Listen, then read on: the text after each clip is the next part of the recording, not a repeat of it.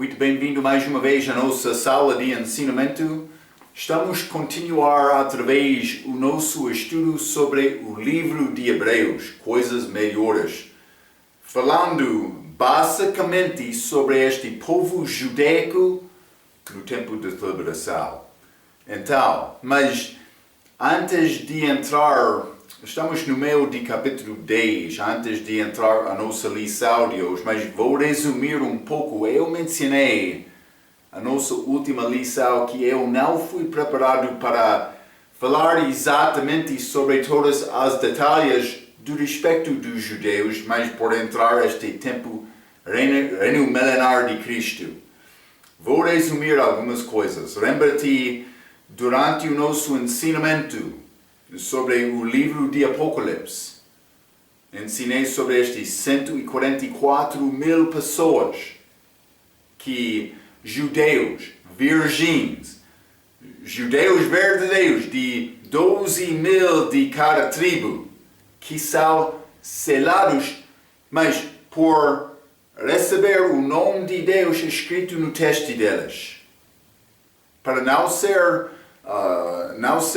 prejudicado durante a celebração. Mas também limos sobre mártires.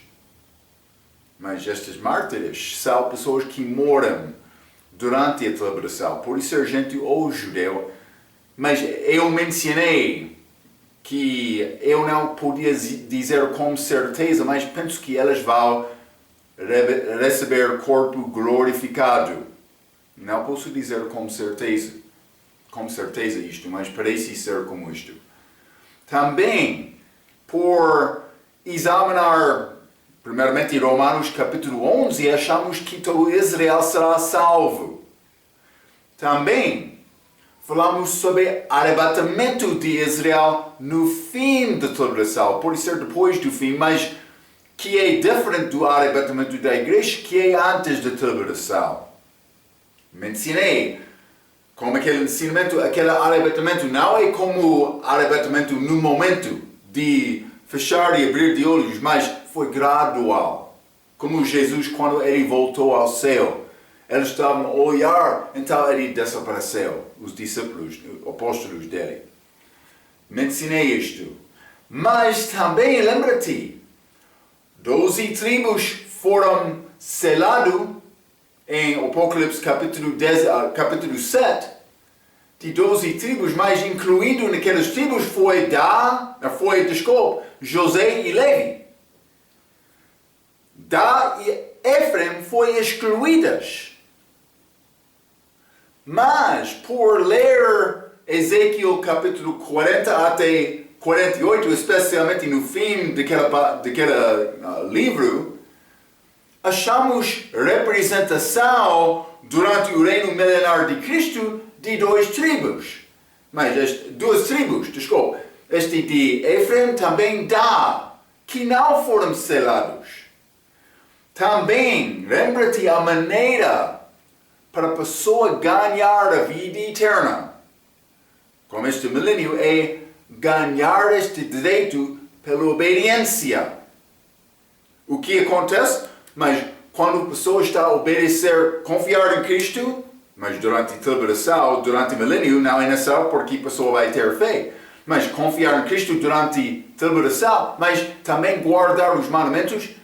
Vou dizer isto que evidência isto é não receber aquele sinal da besta. Mas, como acontece isto? Mas depois do milênio vai descer aquela cidade Novo Jerusalém do céu. Vai ser transportado. Este que tem fé, que confiou em Cristo antes do milênio, mas obedeceu a Cristo, tribulação também milênio, ele vai ter que ser transportado àquela cidade.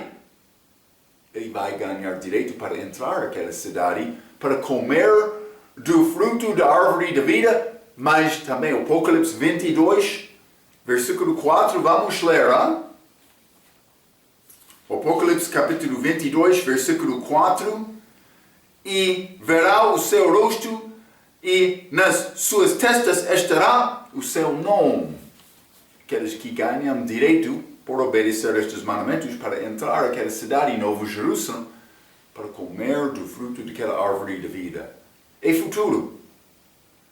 Mas por considerar estas coisas, eu mencionei na nossa última lição, falando sobre aquela passagem, Hebreus 10, versículo 10 a 19, que fala sobre um santificado que teve mas eu apresentei como vida eterna. Vamos ler Hebreus capítulo 10, versículo 14. Vou dar-te palavra exata. Não quero te confiar na minha palavra fraca. Hebreus 10, versículo 14. Porque com uma só oblação aperfeiçoou para sempre os que são santificados. Eu mencionei, mas isso pertence à igreja, por ser aos judeus no início da idade da igreja, a única maneira que podia pertencer ao judeu, mas aquela 144 mil que é selado antes de ou durante a tribulação, ou estes que são selados depois de comer daquela árvore da vida entrando naquela cidade. Então eu mencionei, eu não sou preparado para falar especificamente sobre a possibilidade daquela pessoa nesta passagem ser judeu que já ganhou a segurança eterna. É pouco complicado dizer. Mas pelo menos agora estão a entender todos os detalhes dos meus pensamentos. Hein? Também eu sou estudante. Mas quero aprender mais. Hein? Espero que você também. Mas não sinta-se lá dizendo, Marco, homem de herege. Mostra-me! Se eu tenho ensinamento errado, eu quero aprender, mas estou pronto. Tem outra ideia melhor? Mostra-me. Então, se não tem, mas vamos entrar no nosso estudo então. Hebreus capítulo 10, quero continuar.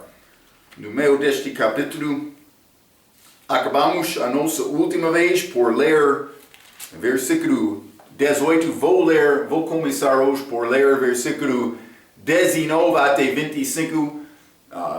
Mas realmente já estudamos estes assuntos. É um resumo, mas vamos considerar isto também. Versículo 19 diz: Tendo, pois, irmãos, ousadia para entrar no santuário pelo sangue de Jesus, pelo novo e vivo caminho que Ele nos consagrou pelo véu, isto é, pela sua carne, e tendo um grande sacerdote sobre a casa de Deus, chegamo-nos com verdadeiro coração em inteira certeza de fé, tendo os corações purificados da má consciência e o corpo lavado com água limpa, retenhamos firme a confissão da nossa esperança, porque fiel é o que prometeu, e consideremos-nos uns aos outros para nos estimularmos ao amor e às boas obras, não deixando a nossa congregação como é costume de alguns, antes admoestando-nos uns aos outros, e tanto mais quando vedes que se vai aproximar aquele dia é o fim de toda oração. Chega a segunda vinda de Cristo. O contexto novamente é isto. Hein? Versículo 19 diz: Tendo, pois, irmãos, ousadia para entrar no santuário pelo sangue de Jesus. Mas já falamos sobre esta ideia. Hebreus capítulo 4, vamos ler. Hebreus capítulo 4, mas é outra palavra. Ousadia aqui, capítulo 10.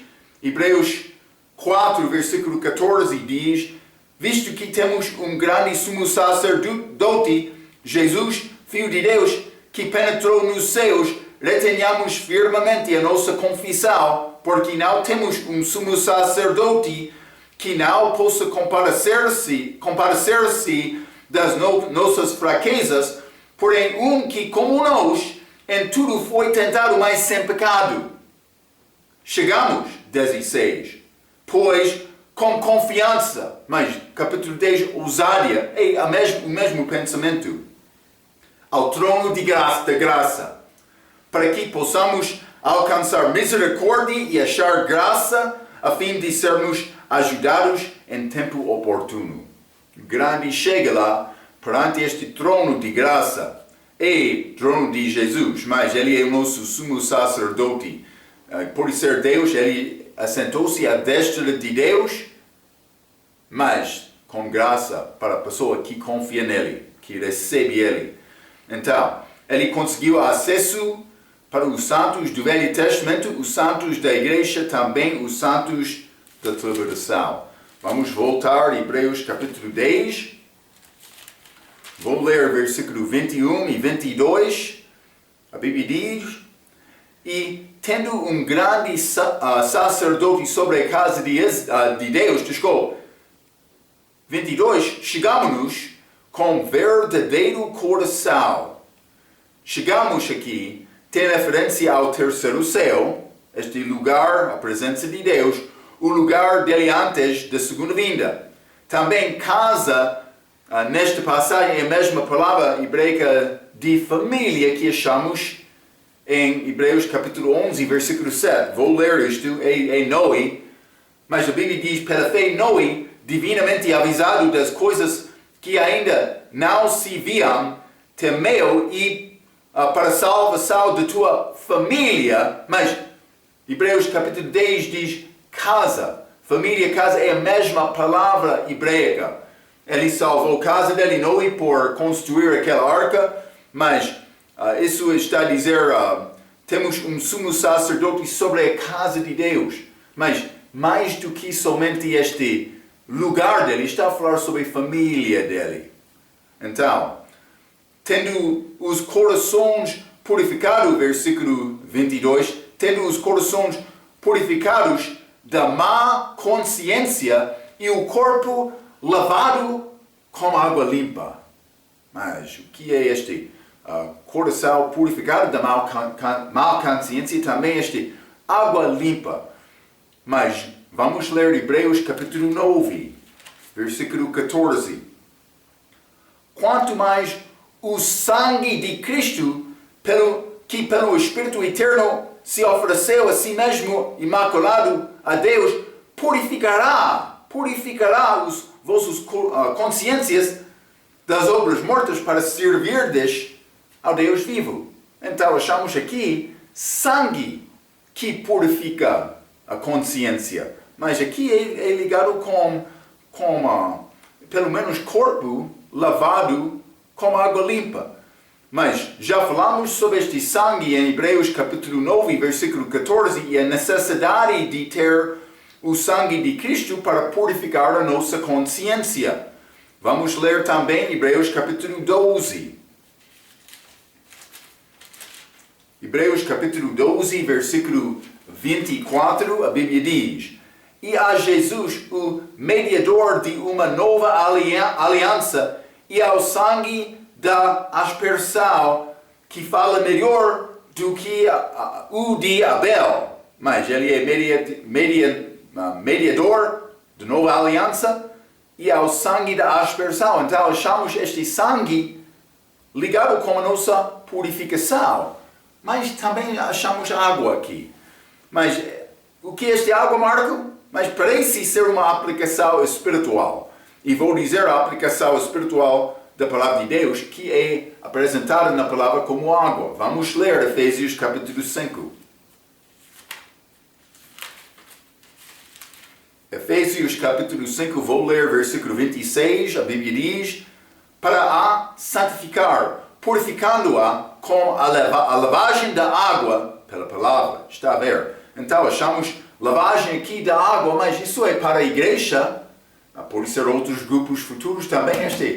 Esta água, se quer tomar banho espiritual, é necessário ter esta água de Deus. Vai limpar o teu corpo sujo. Então, mas os judeus ligam a água com purificação. Achamos isto como o nosso estudo em João capítulo 2, quando falamos sobre aquela água que tornou-se vinho, ou sumo, mas vinho naquela passagem, mas foi sumo, mas também sangue com Moisés.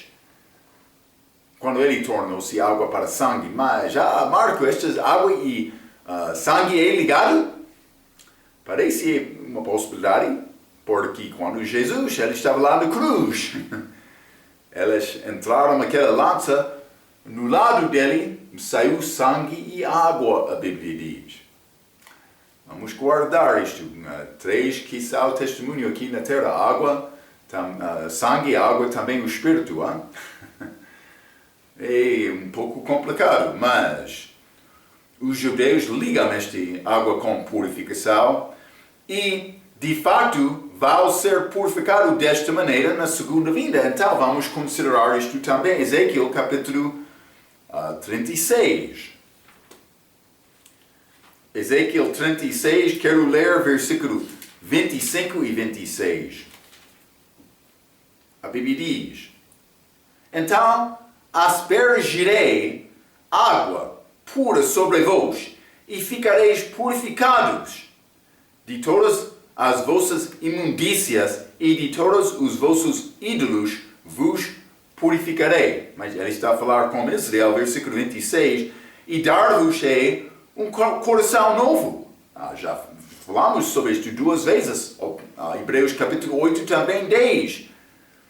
Mas um coração novo, e porei dentro de vós um espírito novo, e tirarei da vossa carne o coração de pedra, e vos darei um coração de carne. Está a ver? Mas a operação espiritual, evidentemente, é ligada com carne. Não sei exatamente o que está a acontecer, mas parece ser a palavra. Mas vamos guardar estes pensamentos, já? Vamos voltar a Hebreus capítulo 10. Hebreus capítulo 10, vou ler versículo 23. Retenhamos firmes a confissão da nossa esperança, porque fiel é o que prometeu. O que é estas promessas? Mas vou dizer isto. Uma destas promessas é a promessa da terra. Aquela terra prometida. Que não é somente aquela pequena terra lá no lado oeste de meio leste. Mas, lembra-te, estudamos isto por ser Gênesis, a promessa dada a Abraão também, resumo da Bíblia. Mas aquela terra consiste da terra de este mar Mediterrâneo até rio de Eufrates. Mas vai ser cumprido como isto durante milênio. Já mencionei isto. Também é figura da eternidade. Vamos guardar este pensamento. Simplesmente está a dizer, retenhamos firme. Então esta exortação tem 3 partes. Mas, versículo 22, Hebreus capítulo 10, versículo 22, chegamos-nos, mas também, versículo 23, retenhamos firmes, mas não somente isto, versículo 24, e consideremos-nos uns aos outros. Então, estamos a achar, chegamos, retenhamos e consideramos. Mas é perseverança, mas não somente de uma pessoa, mas de um povo. E vou dizer isto, perseverança é mais fácil com outros participantes. É a razão da conclusão de versículo 25. Mas Marco, o que é esta conclusão? Vamos ler. 25 diz, não deixando a nossa congregação, como é costume de alguns. Antes, admoestando-nos uns aos outros, e tanto mais quanto vedes que se vai aproximando aquele dia. Já mencionei aquele dia, mas vou ler o que eu escrevi.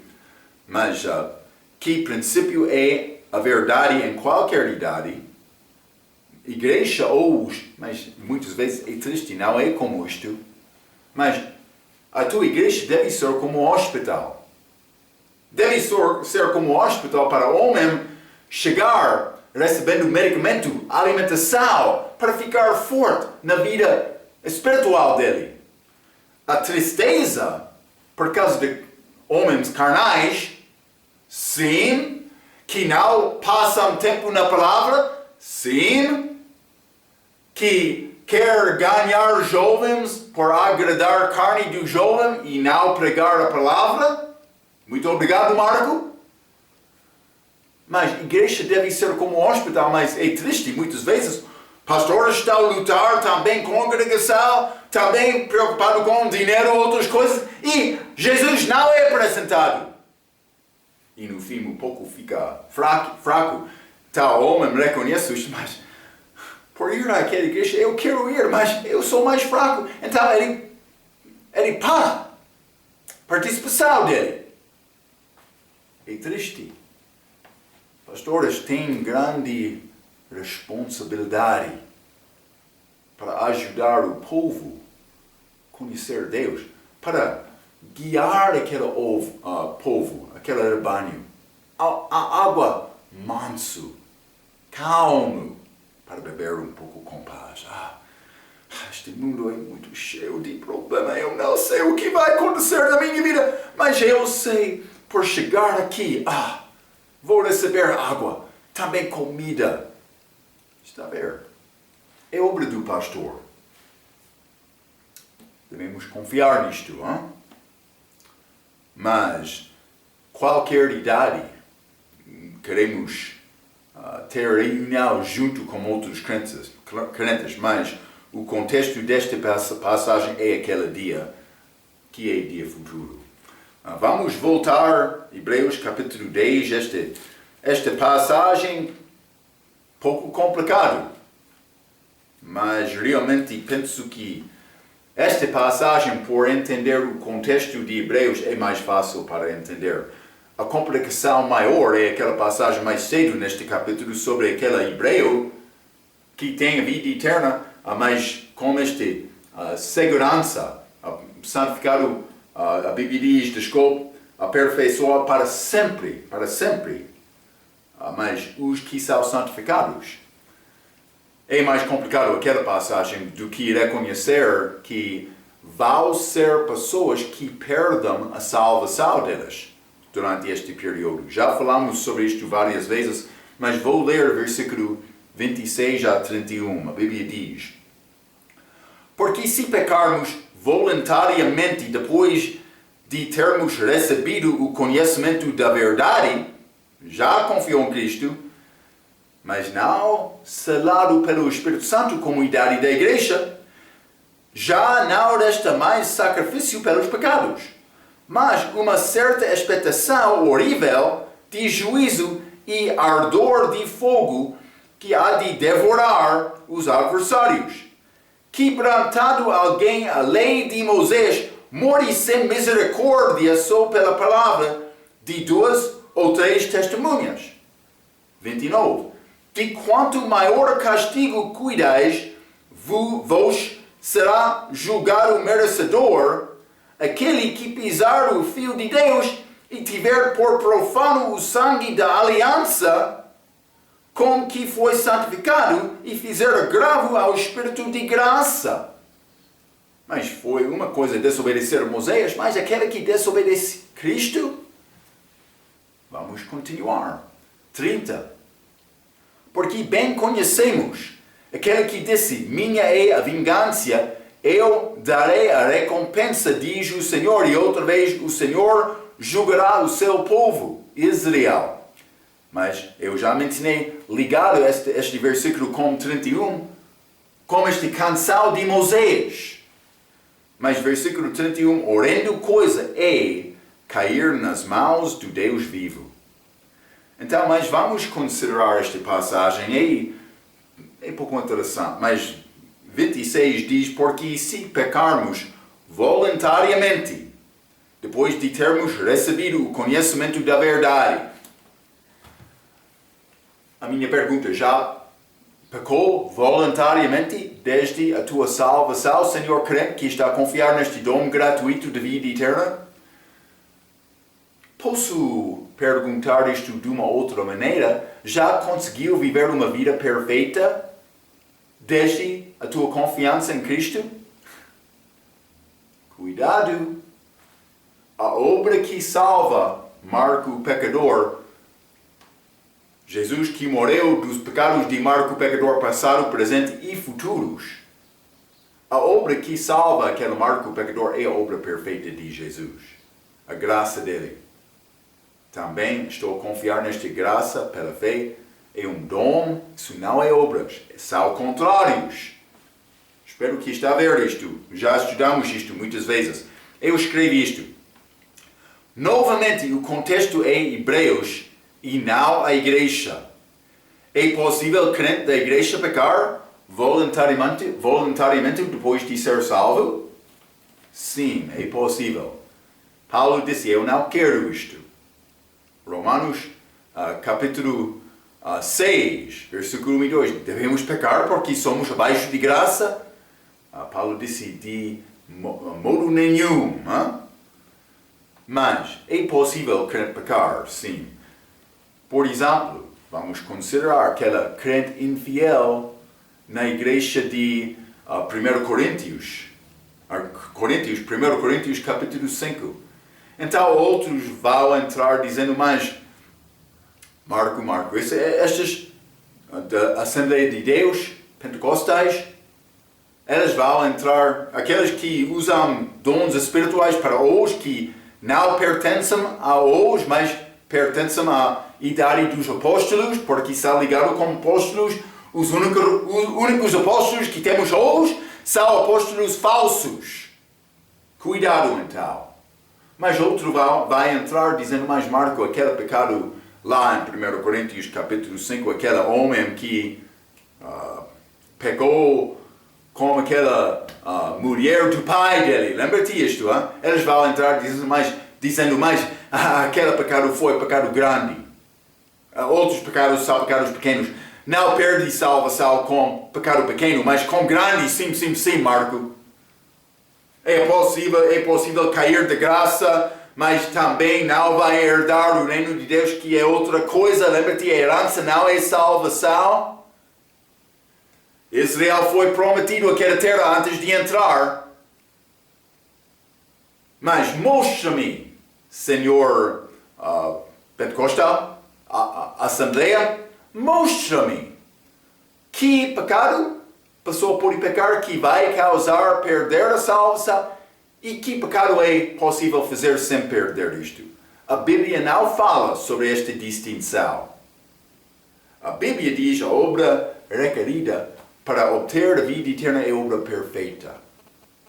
É este sangue de Jesus, que purifica-nos. Então, mas 1 Coríntios capítulo 5, aquele homem pecou. Mas foi depois perdoado em 2 Coríntios. Vamos ler também 1 Coríntios capítulo 11. 1 Coríntios capítulo 11, quero ler versículo 27 a 32. Está a falar sobre Santa Ceia. Portanto, qualquer que comer este pão ou beber o cálice do Senhor indignamente, será culpado do corpo e do sangue do Senhor. Parece ser como este em Hebreus capítulo 10. 28. Examine-se, pois, o homem a si mesmo, e assim coma deste pão e beba deste cálice. Não devo tomar aquela Santa Ceia sem considerar e pensar sobre o teu relacionamento pessoal com Cristo. 29. Porque o que come e bebe indignamente, come e bebe para a sua própria condenação, não discernindo o corpo do Senhor. Então a pessoa vai entrar dizendo, está a ver, Marco? Pessoa que peca, depois de confiar, ele é condenado. Cuidado. Romanos capítulo 8 diz, não há condenação, mas esta condenação não é condenação eterna. Eterna, posso dizer, mas quero mostrar isto. Não aceitem a minha palavra. Vamos continuar. Versículo 30. Por causa disto, há entre vós muitos fracos e doentes, e muitos que dormem. Fracos? Doentes? Dormem? Mas, como é que a pessoa crente chegou a ser fraco? ou doente, mas este dormir é morte física, como conseguiu este crente ter este julgamento de Deus? Foi julgamento porque ele não pecou, ele está a viver fielmente? Não, é por tomar indignamente aquela santa ceia. Está a ver? Mas, 31. Porque se nós nos julgássemos a nós mesmos, não seríamos julgados. Mas quando somos julgados com esta doença, fraqueza ou morte física, somos repreendidos pelo Senhor para não sermos condenados como o mundo. Então, esta condenação que acontece para crente é para evitar condenação eterna. Está a ver? É necessário entender esta distinção. A minha condenação pode ser condenação de fraqueza aqui, com morte física, mas não vou morrer espiritualmente. Eu já passei da morte para a vida, eu sou filho de Deus, selado pelo Espírito Santo, estou a descansar na segurança eterna como filho de Deus, mas não estou a descansar do respeito do meu serviço, é necessário me servir com força agora, mas estou a descansar do respeito da minha salvação. Espero que estará a conhecer esta distinção mais importante. Aquele homem, 1 Coríntios capítulo 5, foi perdoado e reconciliado com aquele grupo porque ele deixou aquele pecado. Se não fazer isto, ele poderia ser condenado. Fraqueza, mas doença, ou pode ser morte física. Mas não para perder a vida eterna dele. Mas eu escrevi isto, a condenação do mundo é condenação eterna. O que é condenação ao crente, do crente que peca? Mas eu já mostrei este versículo 30, este doença, fraqueza, também morte física. Mas vamos considerar também o que é dito sobre o tribunal de Cristo, 1 Coríntios capítulo 3. Quero ler versículo 11 a 15. A Bíblia diz: porque ninguém pode pôr outro fundamento além do que já está posto, o qual é Jesus Cristo. E se alguém sobre este fundamento formar um edifício de ouro, prata, pedra preciosa, mas é construção certa, vou dizer isto, a fundação é Jesus Cristo, esta pessoa que está a usar ouro, prata, pedra preciosa é boas obras construídas sobre a fé dele. Ou madeira, feno e palha, mas estes que queimam por ser queimado, por entrar fogo, elas são queimados. Então, 13. A obra, está a ver, estamos a falar sobre obras, mas vou dizer isto, obras depois da salvação, é a doutrina da igreja. 13. A obra de cada um se manifestará, na verdade o dia a declarará, porque pelo fogo será descoberta, e o fogo provará qual seja a obra de cada um. Se a obra de alguém edificou nesta parte permanecer, esse receberá galardão. Este ouro, prata, pedra preciosa. 15. Se a obra de alguém se queimar, porque foi feito para ele próprio, foi pecado, está a ver? Sofrerá detrimento, mas o tal será salvo todavia como pelo fogo. Está a ver? Ele é salvo, mas somente por passar através do fogo, ele fica do outro lado, mas sem nenhuma coisa que passou através daquele fogo, como cristão nu. Eu já ensinei isto outra vez. A justiça do santo, a minha própria justiça. A Bíblia diz, antes da minha salvação, foi como trapo de imundícia. Mas é possível, Marco, depois de confiar em Cristo, fazer a vontade de Deus na minha vida e receber galardão, que é como roupa, depois do julgamento do tribunal de Cristo, posso sair do outro lado com roupas glórias, com glória de Deus na minha vida. É possível. Está a ver? Espero que está a entender isto. Então, note também a diferença de punição ao servo infiel, da palavra das minas, dinheiro gentio, idade da igreja, e a palavra dos talentos, dinheiro judaico, durante a tribulação. Vamos considerar isto. Lucas, capítulo 19. Lucas, capítulo 19, quero ler versículo 20 a 27. Esta palavra das minas, ele deu dinheiro a todos os servos, mas versículo 20.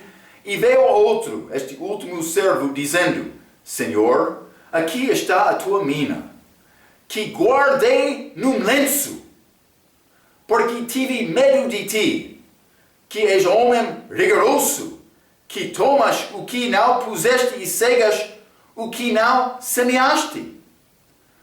Porém, eu lhe disse: mau servo, pela tua boca te julgarei.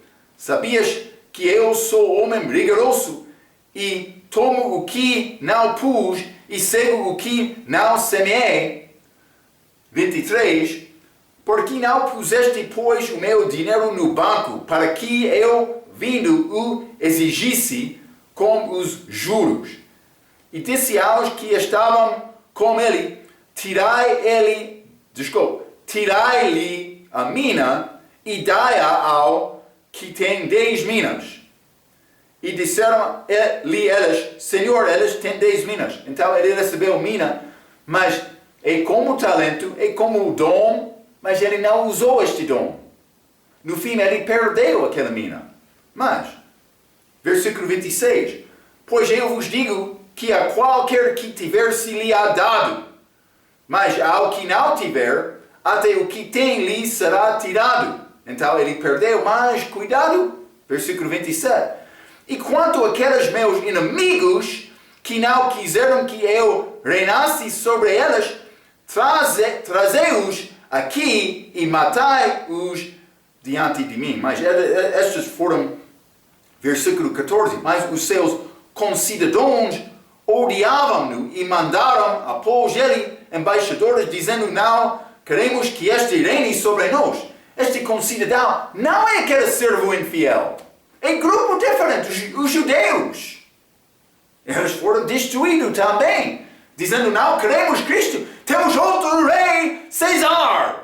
Está a lembrar isto, hein? Eles disseram isto na crucificação. Eles foram deixados. Aquele outro, ele recebeu dinheiro gentio, mostrando a idade da igreja. Mas ele não fez nada. Ele perdeu, foi dado ao outro. Ele não teve qualquer galardão. Ele não recebeu reino sobre as cidades. Mas a pessoa que perdeu, foi destruído, foi aquela concidadão, não o servo infiel. A pessoa que tem Cristo, na idade da igreja, tem segurança eterna. Ele não vai perder a vida dele. Mas, vamos ler Mateus 25.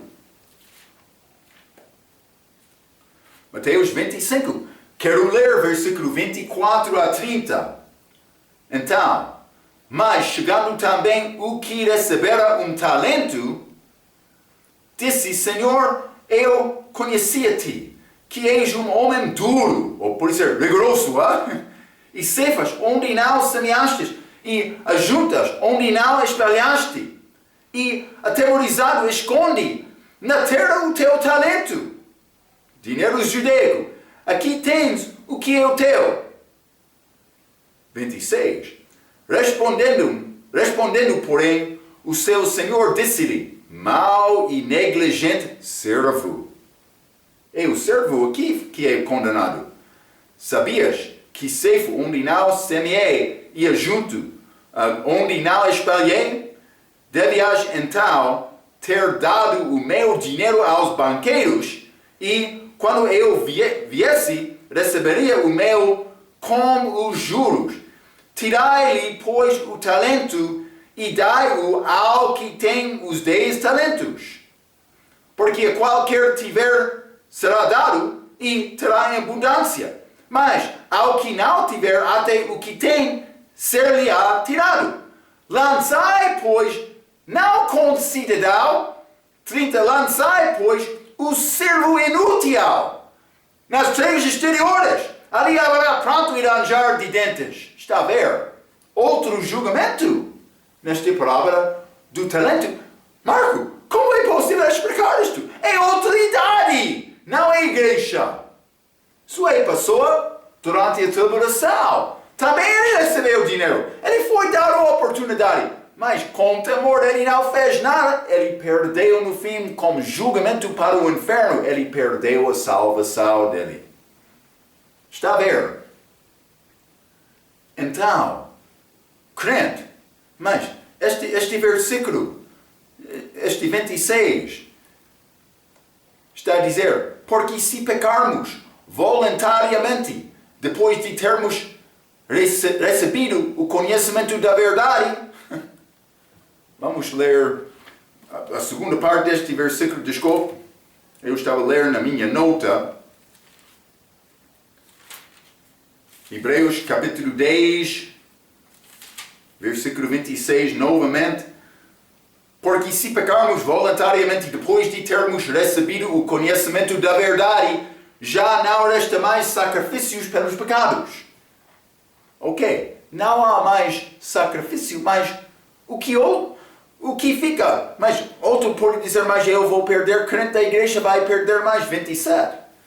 Mas uma certa expectação horrível de juízo e ardor de fogo que há de devorar os adversários. Mas é ligado com o julgamento dos adversários. Está a ver? Este 39 também é muito óbvio. Nós, porém, não somos daqueles que se retiram para a perdição. Perdição. Isso não é condenação temporária para a igreja. É perdição. O lugar do fio da perdição. É inferno. Está a ver? Mas, vamos considerar que este é diferente daquele que 1 Coríntios 3. Vamos ler novamente. 1 Coríntios capítulo 3, 15. É necessário entender estas distinções. 1 Coríntios capítulo 3, versículo 15. Se a obra de alguém se queimar, sofrerá detrimento, mas o tal será salvo, todavia, como pelo fogo. Mas este fogo salva aquela pessoa. Mas também está a devorar os adversários aqui, mas não somente isto, este que vai ao perdição com eles. Está a reconhecer a diferença. Não é o mesmo. Marco, está a falar como homem de herege, mas eles disseram o mesmo sobre o apóstolo Paulo. Vou dizer isto.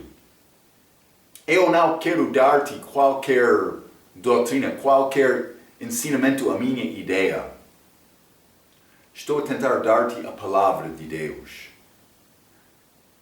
Estes são versículos que parecem ser contrários. Então, é necessário me examinar e orar e procurar Deus para achar e entender estas distinções dentro destes grupos, para ser ensinado pelo Espírito Santo segundo a palavra de Deus. Como eu disse na nossa última lição, o meu professor sempre disse, a palavra de Deus precisa de ensinar a mim. A razão a estas mudanças da palavra hoje, reivindicando, mas a Septuaginta velha, de 250, AC, estamos a usar isto, que não existe. Por que é que pessoas estão a mudar a Bíblia? Porque elas não estão a permitir esta palavra ensinar-lhes. Elas estão a tentar mudar esta palavra para concordar com o que elas já entendem. A pessoa não vai crescer em Cristo desta maneira. Também é aviso contra esta pessoa. Cuidado. Todas as Bíblias não são as mesmas. Lembra-te, o diabo, quando ele queria homem cair, mas ele não entrou como Adão, pessoa mais forte, ele entrou com a pessoa mais fraca, Eva. Também, ele sabia. Eva não entendeu bem a palavra. Ele começou com a palavra, ele atacou a palavra. Jesus disse, o corpo me preparaste, os meus ouvidos abriste. Jesus estava a receber a palavra. Espero que está a reconhecer a importância de ser exata, mas também procurar diariamente esta palavra. É a nossa tarefa. Então, mas vamos voltar a Hebreus capítulo 10 já.